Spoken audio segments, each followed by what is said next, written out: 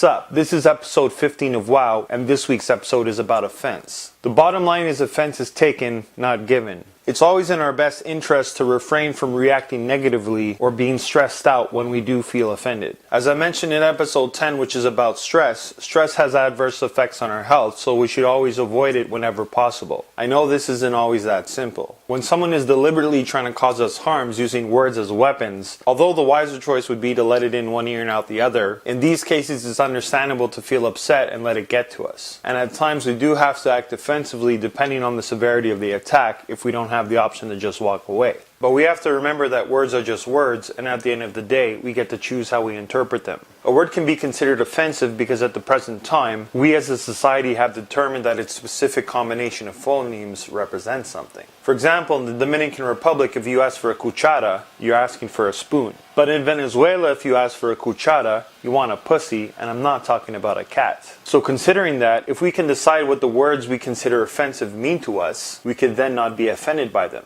Over the course of human history, we have performed this trick collectively as a society for certain words, removing any offensiveness from them altogether. Take, for instance, the word brave. If I were to come up to you and give you a pallet of Cookie Crisp cereal and tell you, this is a reward for your bravery, you'd probably feel really proud, happy, and excited, especially if your favorite cereal was Cookie Crisp. But going back 500 years ago, you'd probably be chased out of town with torches, pitchforks, and fast-tempo banjo music if people thought you were brave. This is because the word brave used to mean you were crooked, immoral, and corrupt. Totally the opposite of what it represents today. The same goes for the word sophisticated. When we refer to somebody as sophisticated nowadays, we mean that this person has developed an intriguing complexity to their character as a result of things such as education and worldly experience. But in the 15th century, being called sophisticated was offensive. This is because originally someone who was sophisticated was someone who used sophistry. Sophistry is the use of fallacious arguments with the intent of deception. And last but not least, the word pretty.